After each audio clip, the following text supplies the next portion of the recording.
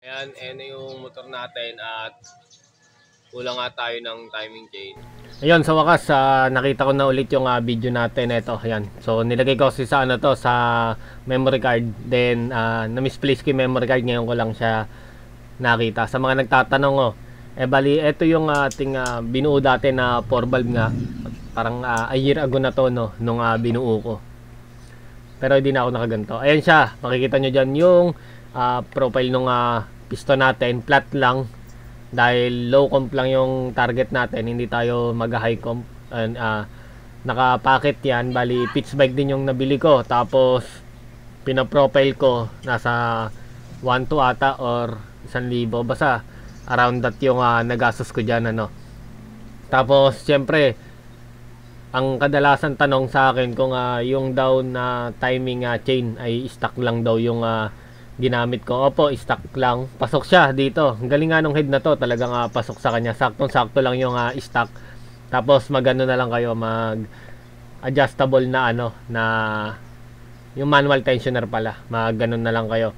May nagtatanong nga rin pala sa akin kung ano raw yung gamit ko na crank. Ayan, bali ito, bakit tong crank na ginamit ko sa kanya? Stock stroke lang din to. Stock. Ayan stock lang yung stroke niyan.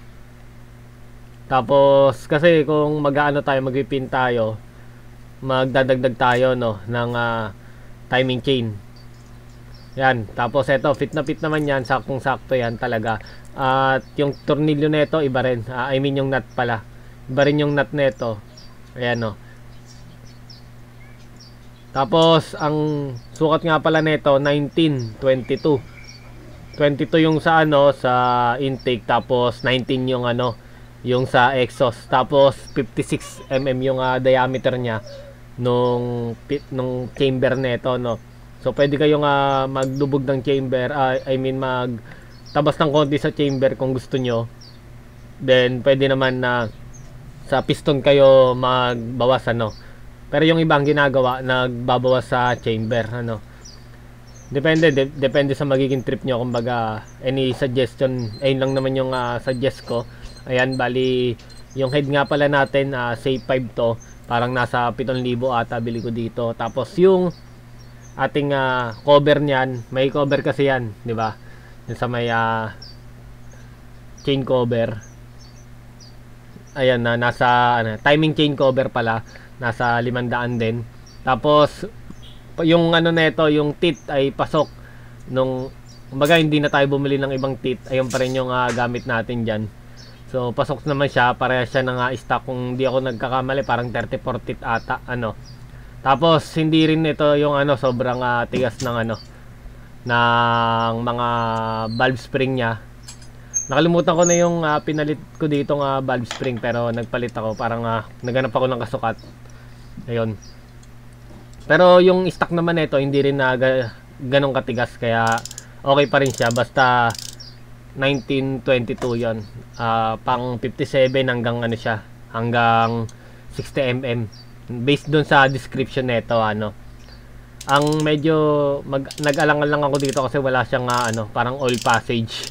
Ayan, dun sa may gitna tulad nung stock, parang ang babalik yung langis dito sa may kanyang sa may kanyang timing chain na cover Ayan, dito sa may side nitong cover na to, yan, yung side na yan, dyan ata babalik yung langis ko hindi ako nagkakamali Tapos ayan siya, yan, katunayan na stock lang talaga yung ginamit ko na timing chain sa kanya. Ayan, ganyan din yung pagkaka-timing natin, standard lang muna yung ginawa natin hindi rin kasi natin na magamay masyado yung pagde-degree dahil wala tayong degree wheel. Pagdating naman sa camshaft nga pala nito, 5.8 yung sukat niya. Tapos siya, naka long duration yung cam. So mas maganda kung ipa-regrade nyo pa yon para sa set ng motor nyo, kasi naka-stock stroke lang tayo, di ba? Ayan, dito makikita nyo na ayan siya. Oil pump natin stock pa lang dito, yan. Ayan yung tagas niya, so medyo mahina kung tutusin, di ba? Pero ayan siya. Ayan. Baga okay naman, working pa rin yung pagkakagawa natin okay pa rin yung oil pump niya. Maganda kung mag-upgrade tayo ng oil pump. Ha?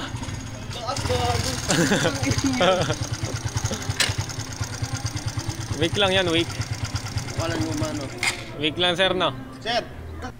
Bali yan, yung mga pinang-testing natin. Ayun yung motor ko, pinang-deliver ko pa yan, ha. Ayan, no, parang testing yan sa mga tropa natin, ano, kasi gusto nating mas malaman, ano. Ayan, katunayan na napaandar natin na Boy, nagamit dito, natin boy. yung motor natin. Bagal boy, no? Ayoko na ito. Ayoko na. Ginagpitan mo na lang ako, G, eh. Oo nga.